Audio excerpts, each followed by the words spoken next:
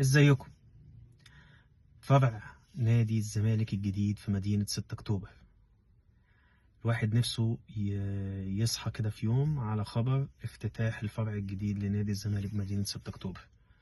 الخبر ده هيبقى بمثابة انتصار للمجلس الإدارة لو قدر يحققه، وهيخلد اسمهم في تاريخ نادي الزمالك. ليه بقى؟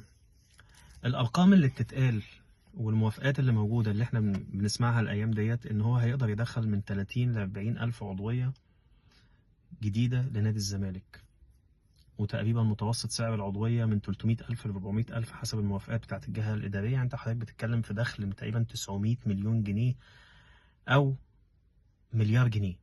ده دخل مادي لنادي الزمالك. ده كده بداية المشروع. المشروع بيقال إن هو هيتكلف تقريبا 8 مليار جنيه.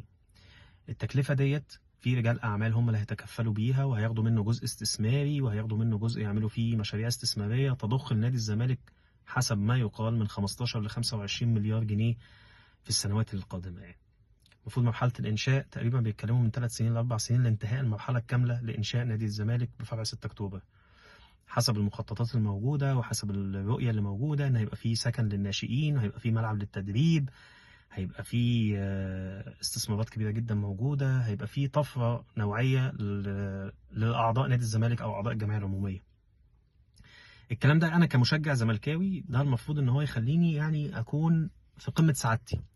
قمة سعادتي كمشجع زملكاوي إن نادي الزمالك أولا هيفتتح فرع جديد، وتبدأ الدنيا تدور بقى، وإن شاء الله ندور على فرع ثالث، وناخد بقى ناحية العاصمة الإدارية ونبدأ فرع ثالث، والفرع الثالث يروح للفرع الرابع.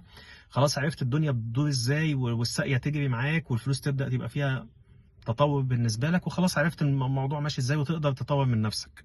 دي أول نقطة. تاني نقطة، المداخيل المادية اللي هتخش للنادي هتغنينا عن مشاكل مادية احنا عايشين فيها بقالنا فترات طويلة جدا بسبب قلة المدخولات المادية لنادي الزمالك، تنمية الموارد لنادي الزمالك. فدي أنا كمشجع زملكاوي لازم يعني أكون مبسوط جدا وسعيد جدا بالفرع الثاني لنادي الزمالك. تالت حاجة بالنسبة لأعضاء الجمعية العمومية، متنفذ جديد ليهم في مدينة 6 أكتوبر. المنطقة اللي احنا فيها نادي الزمالك سواء مهندسين أو 100 عقبة. أغلبية الناس اللي ساكنين هناك بدأوا يروحوا لمدينة الشيخ زايد ومدينة 6 أكتوبر، فبقى صعب ليهم إن هم يقدروا يمرنوا أولادهم ويقدروا إن هم ينزلوا النادي. وتجارب شخصيه الناس كتير انا اعرفها يعني. طبعا متنفذ جديد ان هو هيفتح لهم فرع نادي هناك في 6 اكتوبر، ده هيبقى طفره كمان لاعضاء. فانت بتحقق تارجت ان الجمهور هيبقى مبسوط لان في طفره ماديه هتحصل في النادي، وفي نفس التوقيت في طفره لاعضاء الجمعيه العموميه. فاتمنى ان شاء الله باذن الله ان المشروع يتم على خير وينجز فعلا في المده الزمنيه اللي هم قالوا عليها، وتبقى بدايه نقله جديده لنادي الزمالك. عايز اتطرق لنقطه تانية لمشجعين بقى نادي الزمالك. ايه هم مشجعين نادي الزمالك؟ انقسم قسمين.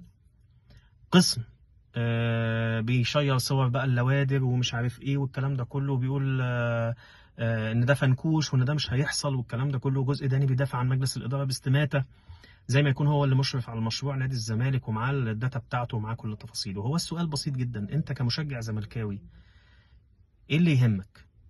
اكيد اللي يهمك ان المشروع ده يتم، اكيد اللي يهمك ان المشروع ده ينجز، اكيد اللي يهمك ان المشروع دوت يخرج للنور ونلاقي فرع تاني لنادي الزمالك. مفيش حد فيكم كمشجع زملكاوي هيكون مجرد انتصاره لفكرته هو ده التارجت بتاعه. بالعكس، انت انتصارك ان الفرع ده يتعمل. يعني اللي ضد او مش ضد المشروع، اللي بيهمش من المشروع وشايف ان مجلس الاداره مش امين في نقل معلوماته عن المشروع والكلام ده كله، لو انت انتصرت لوجهه نظرك وفي الاخر نادي الزمالك ما بناش فرع تاني، هل انت هتكون سعيد كمشجع زملكاوي؟ اكيد لا. فخلينا يا جماعه ناخد الامور في نصابها ونتمنى الانشاء الفرع الثاني، لان الموضوع ده هيفرق مع الزمالك جامد جدا، حتى في يعني في تنميه موارد وفي كل حاجه هيفرق معانا جامد جدا. دي حاجه. تاني حاجه، احنا يا جماعه الناس حوالينا صحيوا لقوا فيه فرع تاني وفرع ثالث وفرع رابع، لا حد فيهم اهتم بالمهندس اللي هيبني المشروع، ولا حد فيهم اهتم بالشركه اللي هتنشئ المشروع، ولا حد اهتم بيهم بالتصميم اللي موجود للمشروع، ولا حد فيهم اهتم باللوادر. انا كمشجع الكلام ده كله مش هيفيدني في حاجه. ايه اللي هيقع عليا لما اشوف التصميمات بتاعت نادي الزمالك هيبقى عامله ازاي؟ ايه اللي هيقع عليا لما اشوف اللوادر شغاله ولا مش شغاله؟ احنا التارجت بالنسبه لي فرع نادي الزمالك يفتح، وان شاء الله باذن الله مجلس الاداره يقدر ينجز الموضوع دوت، ويقدر فعلا يخلص فرع نادي الزمالك. هيكتب اسمهم في التاريخ، اسمهم هيتخلد في نادي الزمالك مع كل الفشل اللي موجود حاليا وكل الإحباط اللي موجودة فيه جماهير نادي الزمالك ومشجعين نادي الزمالك، الفرع ده فعلا لو اتعمل وتنفذ بالطريقة اللي بتتقال، الإنجاز دوت هيمحو كل الفشل اللي موجود، لأن اسمهم هيتخلد في التاريخ إن في عهدهم اتفتح فرع تاني نادي الزمالك.